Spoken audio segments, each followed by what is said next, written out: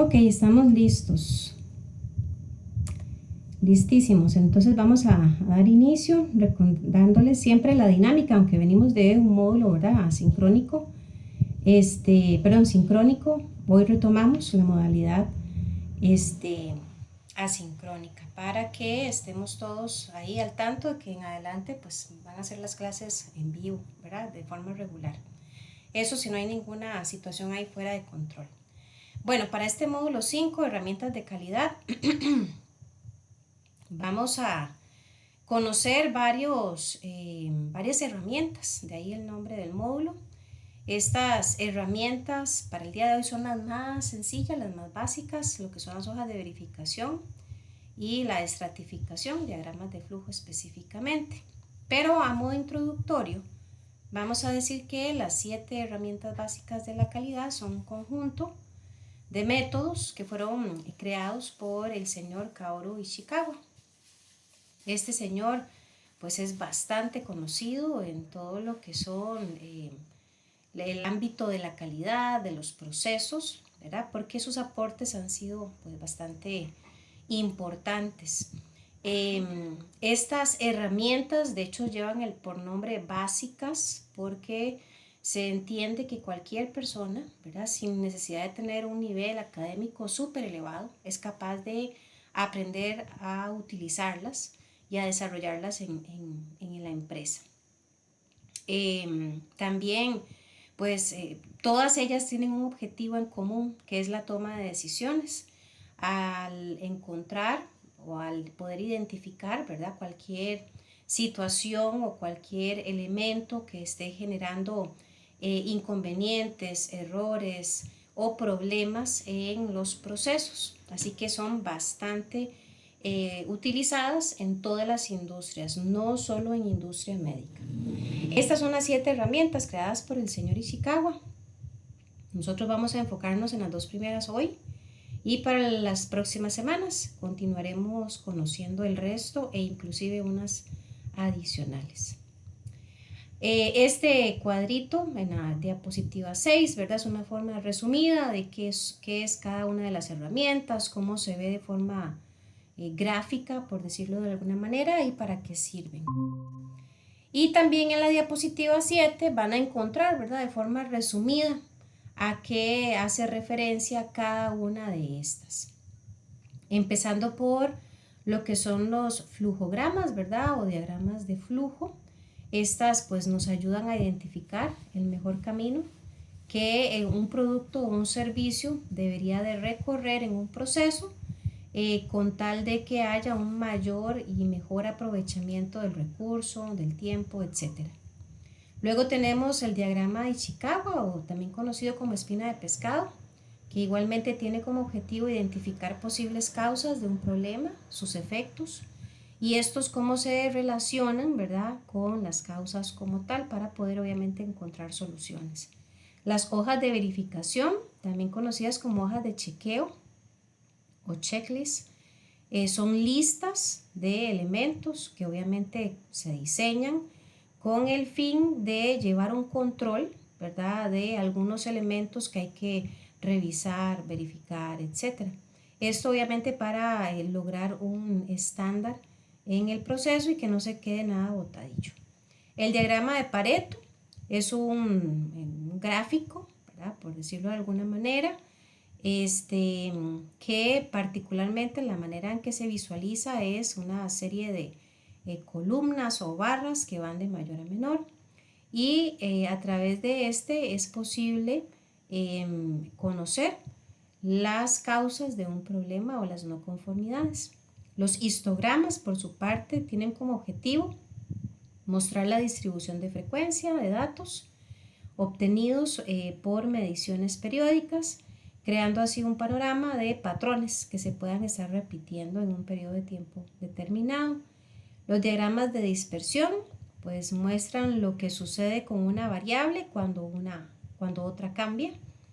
Y el control estadístico de procesos, pues utilizado para mostrar las tendencias en los puntos de observación en un periodo de tiempo determinado. Pero bueno, Vamos a entrar, ¿verdad? A conocer las dos que tenemos asignadas para esta clase, empezando por las hojas de verificación, ¿verdad? De hecho, esa imagen que vemos por ahí es un ejemplo, era un posible formato de lo que es una hoja de verificación, pero hay una gran cantidad de alternativas visuales. Inclusive, cada empresa pues desarrolla su propio formato.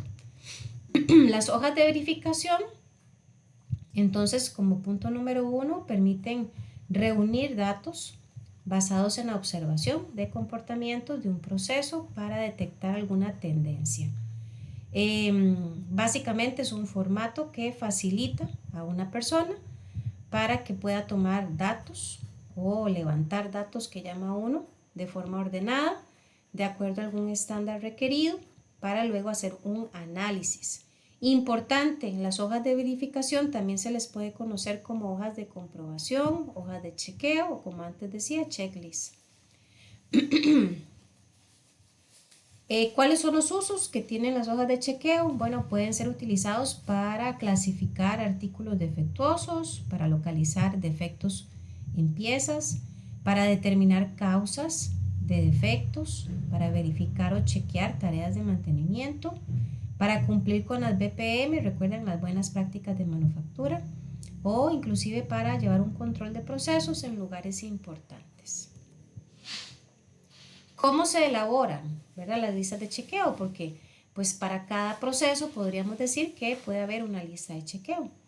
Y lo primero obviamente es identificar el problema, aquello que necesitamos observar o atender de forma efectiva. Luego tenemos que recolectar, ¿verdad?, información del problema. Se puede utilizar la técnica de los 5W1H que hacen mención a las preguntas que tenemos ahí en ese círculo a la derecha en inglés. O sea, nos podemos preguntar qué está pasando, por qué está pasando, dónde está pasando, quién está involucrado, cómo es que ocurre, y con la respuesta a esas preguntas básicas podemos recolectar entonces información clave del problema. Ya con esto se puede proceder a diseñar la hoja de chequeo, que es una lista ordenada, ¿verdad?, de pasos, de verificaciones a seguir. Siempre se recomienda que sea sencilla, práctica y fácil de utilizar por cualquier persona. También hay que establecer cuántos datos hay que considerar con el uso de esa lista de chequeo, y finalmente hacer una prueba preliminar. ¿Por qué? Porque si la lista de chequeo la elaboro yo solita, por ejemplo, y para mí está perfecta, para mí cumple con todo lo necesario, pero resulta que mañana la lista que yo elaboré la tiene que utilizar, por ejemplo, voy a tomar de ejemplo a doña Milena. Tal vez doña Milena agarra la lista de chequeo y en alguno de los pasos dice, ay, aquí no entiendo qué habrá querido decir Nancy. ¿Será esto? ¿Será lo otro? Entonces, antes de incurrir, ¿verdad?, en esas situaciones que pueden generar más inconsistencias, es primero ideal hacer un preliminar, o sea, un pequeño simulacro, digámoslo así, con algunos compañeros para ver si es entendible, para ver si no hay algún tipo de duplicidad, algún tipo de ambigüedad en la información. Así se ajusta hasta que quede, como dicen, puros dieces. Algunos consejos a tomar en cuenta cuando uno elabora una lista de chequeo. Bueno, asegurarse de que las observaciones que se van a hacer sean representativas. Por ejemplo, si yo lo que quiero detectar es que, ¿a qué se debe? Por ejemplo, que en el turno A, por decir cualquiera, pero en el turno A se estén presentando más inconformidades que en el turno B y C. Para que la información que yo recolecte con esa lista de chequeo sea representativa, yo tendría que aplicársela solamente a los compañeros o durante el turno A. No voy a utilizar el turno B porque eso no va a ser representativo del problema. Luego, asegurarse de que el proceso de observación es eficiente, de manera que las personas tengan tiempo suficiente para hacerlo. Yo no voy a hacer una lista de chequeo de 100 pasos o de 100 puntos a verificar si tal vez tengo que 5, 10, 15 minutos para hacerlo. Jamás me va a dar tiempo. Y obviamente establecer la población que se va a utilizar para aplicar esta lista de chequeo, que debe ser homogénea. El primer paso pues es utilizar la agrupación para el análisis de las muestras, las cuales se llevarán a cabo en forma individual. Esto es otro ejemplo, ¿verdad?, de lista de chequeo. En este caso vemos que tiene muy importante un encabezado que establezca qué es el proceso que se va a verificar. Aquí es un producto acabado. Deben haber algunos espacios en la plantilla, ¿verdad?, que hagan mención inclusive tal vez de la fecha, del área en que se está aplicando, quién es el supervisor. Y luego de esto y cualquier otro detalle que la empresa considere necesario, pues una descripción, y en este caso se establecen, por ejemplo, que hay una lista de requisitos o de errores más comunes. Aquí aparece fractura, rayado, manchado, tensión, burbujas, otros. Obviamente esta lista obedece a la información preliminar que se pudo recolectar. Por ejemplo, si ahí yo coloco tal vez un error que nunca ha pasado, no tendría sentido. Para eso, aquí en este caso, pues se coloca el elemento de otros, para que tal vez ahí se consideren aquellos que son esporádicos, ¿verdad?, de aparecer. Y obviamente se establecería algún tipo de, este, de valor numérico, qué sé yo, ¿verdad?, o de salvedad o de anotación para cada uno de estos errores específicos de la plantilla que estamos viendo. Pero repito, va a depender de la situación particular que se necesite, digamos que respaldar a través de la lista de chequeo. Obviamente tienen que aparecer quién aplicó, ¿verdad?, la lista de chequeo también como forma del control. Este es otro ejemplo de lista de chequeo. En este caso, déjenme hacerlo un poquito más grande. Vean que aquí lo que se va a ir retomando es información de sí o no. Y pues obviamente va a depender de lo que se desee encontrar a través de la lista de chequeo.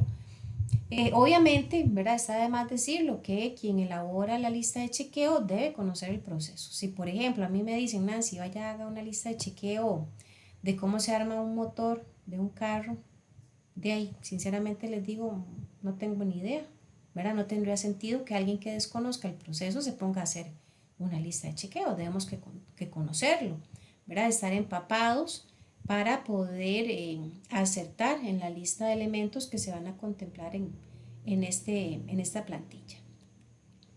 Esta es otra lista de chequeo, esta es enorme, ¿verdad? Pero aquí lo curioso, déjenme también ampliarlo para ver si se puede aprovechar mejor, es que está por área.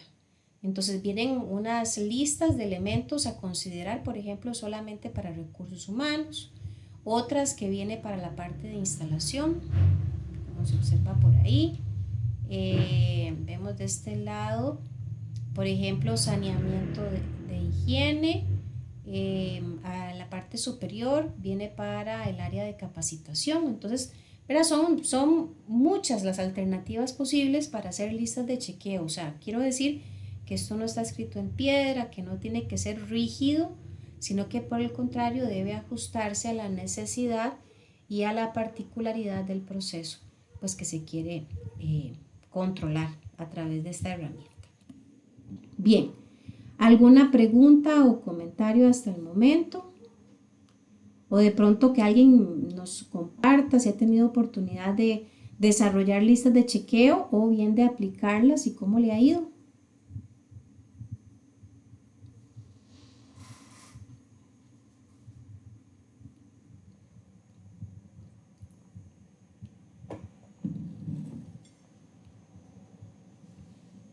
¿Ninguno ha utilizado listas de chequeo anteriormente? Bueno, yo la verdad nunca. Ok, está bien, perfecto. ¿Alguien que haya participado en la elaboración? Tampoco. Ok, bueno, vean, aquí recordemos que al puro inicio, en la parte introductoria, ¿verdad?, de la clase, hacíamos la salvedad de que son herramientas básicas de calidad. O sea que No necesitamos un grado académico súper elevado, ¿verdad? Para ser capaces de llegar a desarrollar o bien aplicar este tipo de herramientas. Esto va a ayudar a que las personas, por así decirlo, no se les olvide, ¿verdad? Detectar, observar algún dato que era clave. Yo no sé si a ustedes les ha pasado que cuando uno va de compras, digamos, a hacer las compras de la alacena, de ahí usted lleva en la mente, ¿verdad? La lista de que tengo que comprar arroz, frijoles, qué sé yo. Otros, ¿verdad? Llevarán un papelito ahí con la lista. Otros utilizarán el teléfono tal vez para hacer la lista. Pero llegado el momento, pasa algo, usted hizo las compras, llega a la casa y dice, ay, se me olvidó tal cosa. Tal vez era importante, pero por algún motivo no lo anoté en el papelito, en el celular o donde sea, se me olvidó anotarlo. Entonces, la lista de chequeo va a evitar esto, ¿verdad? Que olvidemos o vayamos a omitir algún dato que era relevante. Pero, repito, para que sea bien completa la lista de chequeo, tenemos que conocer a profundidad el proceso para no llegar a batear, ¿verdad? Como dicen, ni a inventar nada, sino que sea tal cual se genera en la realidad y en la práctica. Muy bien, ¿alguna pregunta? ¿Queda claro lo que son las listas de chequeo? ¿Para qué sirven? ¿Cómo funcionan? Si me ayudan con un dedito arriba para confirmar que estamos bien. Gracias, Milena. Recordarles que igualmente pueden usar el chat, ¿verdad? Para hacer aportes o bien preguntas. Y pasamos con la segunda herramienta, que en este caso es la estratificación, pero resulta que la estratificación está compuesta de tres herramientas: los gráficos estadísticos, el análisis estadístico y los diagramas de flujo. Nosotros nos vamos a enfocar en este último como parte de la estratificación. El diagrama de flujo representa la esquematización gráfica de un algoritmo, el cual muestra gráficamente los pasos o procesos a seguir para alcanzar la solución de un problema. Su correcta construcción es sumamente importante porque a partir del mismo se escribe una solución. Representa los flujos de trabajo paso a paso de negocios y operaciones de los componentes en un sistema. Un diagrama de actividades muestra el flujo del control general. ¿Para qué sirve el diagrama de flujo? Bueno, para modelar un proceso de flujo, de ahí el nombre. A través del diagrama de flujo se pueden modelar operaciones o interfaces de operaciones. Y se utilizan símbolos como los que vemos en pantalla, no son los únicos porque de hecho son bastantes, pero son símbolos bastante comunes, ¿verdad? Familiares para todos nosotros, aún inclusive si aquí hubiera alguien que nunca ha visto un diagrama de flujo o que nunca lo ha trabajado, pues el utilizar estas figuras nos van a permitir crearlo y es bastante sencillo. ¿Qué es lo que pasa? Que las figuras vienen siendo un lenguaje, por decirlo de alguna manera. O sea, cada figura representa algo. Específicamente, vamos a ir viendo las diferentes figuras o las más comunes y cómo es que se utilizan. Como dato ahí relevante es que los símbolos se van a generalmente a agrupar en dos partes. Algunos que van a representar operaciones y otros van a representar procesos. Vamos a conocer entonces un poquito más a detalle cómo se hace un diagrama de flujo, que también se le puede llamar fluxograma o flujograma. Y de hecho es como esa imagen que vemos en pantalla. Bueno, este es un flujograma súper chiquitito porque pueden ser bastante amplios. Empezamos por el primer símbolo, que es el círculo grande. Este símbolo representa una operación y es utilizado cuando necesitamos representar alguna etapa principal de un proceso. Podríamos utilizarla para hacer mención a actividades como conformación, embutición, montaje, desmontaje. Luego tenemos la flecha, que representa un transporte, o sea, un movimiento de materiales desde una posición a otra diferente. Tenemos el triángulo invertido, que representa el almacenaje. Se produce pues cuando algo necesita permanecer en un sitio sin ser trabajado, esperando una acción futura. Y puede ser que lo utilicemos para un proceso de almacenaje temporal o permanente. Luego tenemos el semicírculo, que representa una demora y se da cuando hay condiciones que no permiten o no requieren una ejecución inmediata de la próxima acción planificada. Entonces hay que hacer una pausa, una espera, ¿verdad? Así obligatoria, por decirlo de alguna manera, en el proceso, y se representa entonces con este símbolo. Luego tenemos el cuadrado, que representa la inspección. Se produce cuando los artículos son comprobados, verificados, revisados o examinados en relación con la calidad, sin que el artículo sufra ningún cambio.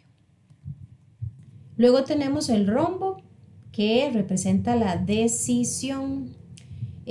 Cuando en algún proceso necesitamos establecer alguna respuesta, ¿verdad? Pues obviamente aquí hay que tomar decisiones. Siempre va a estar acompañado del sí y del no, aunque estos pueden ponerse en cualquiera de los vértices, ¿verdad? Del rombo.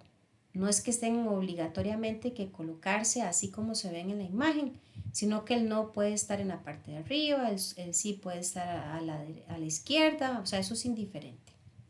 Va a depender de la dirección que estamos dándole a la hora de elaborar el gráfico, perdón, de elaborar el diagrama. Luego están las operaciones combinadas, que como lo dice el nombre, pues van a ser dos símbolos juntos.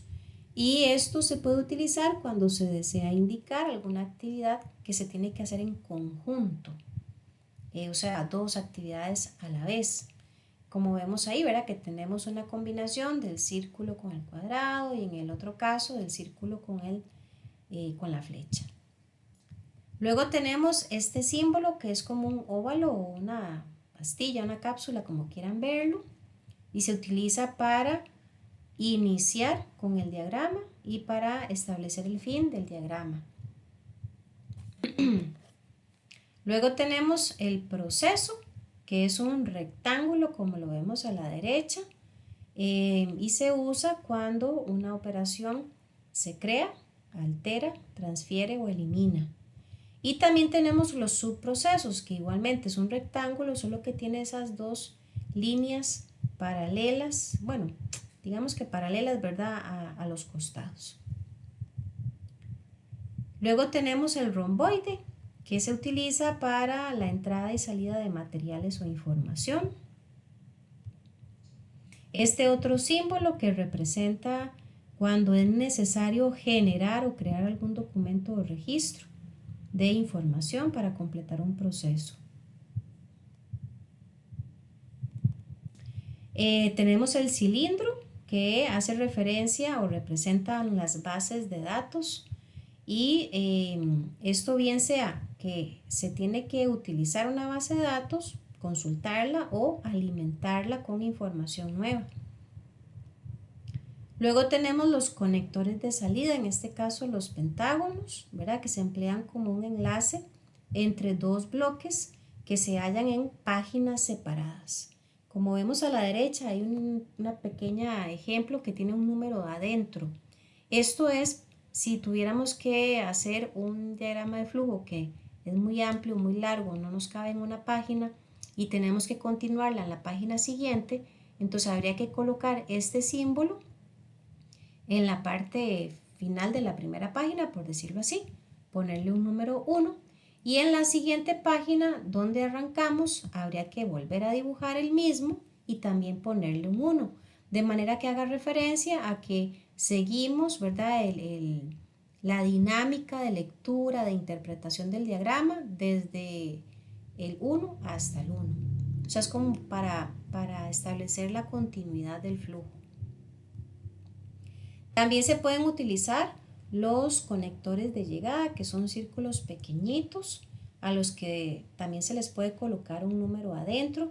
Esto es cuando, por ejemplo, en una misma página, de pronto yo quiero aprovechar el espacio, por decirlo de alguna manera, y estoy colocando varios diagramas de flujo. Ahora vamos a ver unos ejemplos. Entonces, en la misma página yo hago la conexión de dónde termina y dónde continúa el diagrama.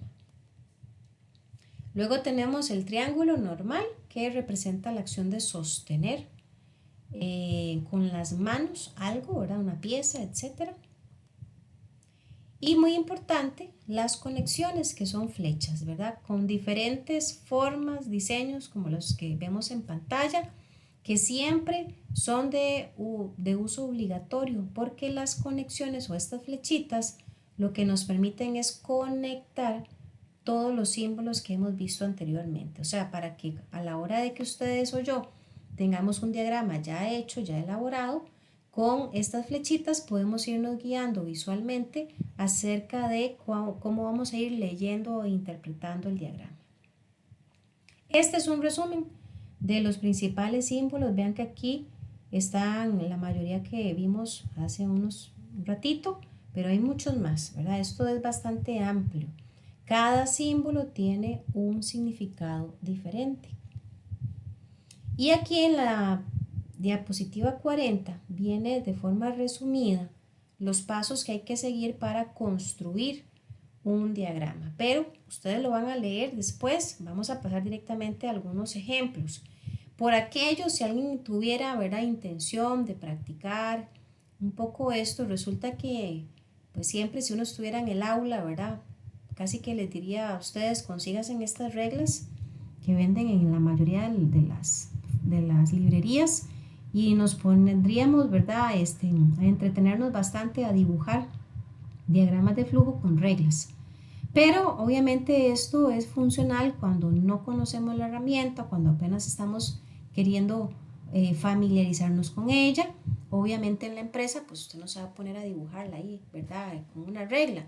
Tal vez pueda hacer un bosquejo, ¿verdad?, un borrador. Pero lo ideal es hacerla ya en digital. Y para esto, ¿verdad?, pues hay bastantes alternativas. Por ejemplo, en Word podemos hacer un diagrama de flujo con esta alternativa que aparece en la barra de herramientas de insertar, dentro de la cual hay una opción que dice forma. Dentro de forma están todas las que vemos a la derecha, que si ustedes le ponen cuidado, ahí están todas las que vimos hace un instante. ¿Qué pasa con hacerlas con Word? Que de pronto es un poquillo tediosillo, ¿verdad? Porque es lento el proceso, hay que ir dibujando, pues obviamente una por una, irle dando la forma, cuadrándolo para que se vea bonita. Pero bueno, es una opción. Yo aquí, aunque les estoy dejando el enlace en la diapositiva, yo les voy a habilitar el video como tal abajo de este material para los que tengan gusto de ver cómo se puede construir en Word un diagrama. También se puede utilizar la herramienta de Visio, ¿verdad?, que forma parte de los paquetes de Office. Lo que pasa es que Visio es de pago, ¿verdad? Hay que pagar para usar Visio, pero en algunas empresas han comprado las licencias y esta aplicación está disponible.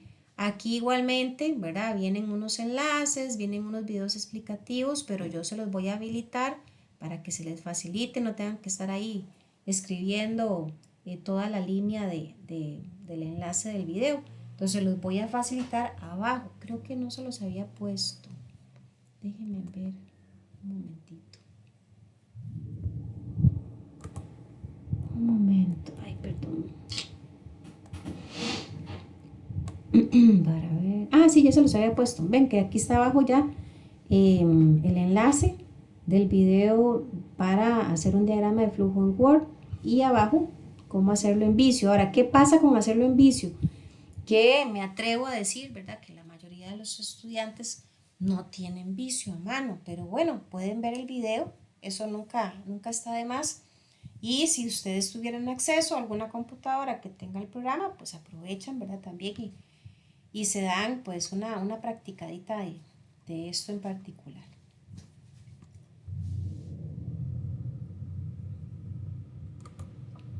Ok, vamos a ver algunos ejemplos de diagramas de flujo, desde los más sencillos, esenciales, hasta los más complejos. Denme un momentito, por favor.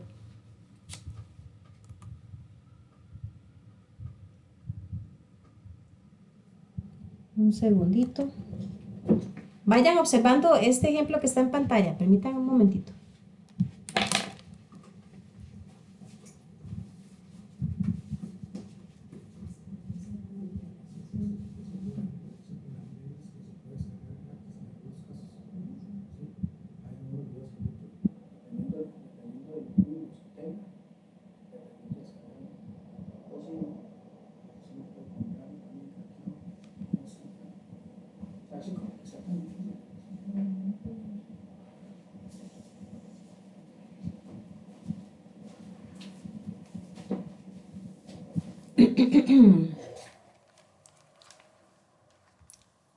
Ok. En este ejemplo que tenemos en la pantalla, permítame, creo que me puse estos audífonos al revés.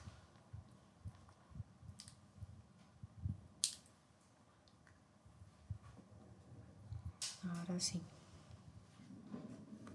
Quiero que observemos varias cositas. Bueno, vean que este es una situación súper básica y es que nos encontramos una lámpara que no está funcionando. Entonces, el diagrama de flujo lo que va a hacer es guiar a quien lo tenga en la mano acerca de qué pasos seguir para ver si logramos ayudarlo a encontrar la solución para el problema como tal. Y vean que empieza con este símbolo, que es como si fuera un óvalo o una cápsula, una pastilla, como quieran verlo. Siempre dentro de, no lo dije antes, pero dentro de los símbolos se pueden escribir palabras o frases muy pequeñitas, muy concretas, como lo que vemos en pantalla. No se pueden escribir ahí párrafos, ¿verdad? Porque es un resumen. Y vemos también las flechas. Vean qué importante cómo las flechas nos van guiando acerca de la lectura y del flujo de el proceso que podemos seguir. Entonces tenemos el primer paso, que es revisar la lámpara, y vean que viene seguido el rombo, que es el de decisión.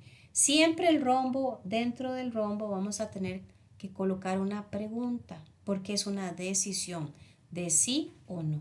En este caso nos dice, ¿está enchufada la lámpara? Vamos a suponer que si la respuesta fuera no, vemos ahí a la derecha, nos guía acerca de qué hacer. Enchufe entonces la lámpara.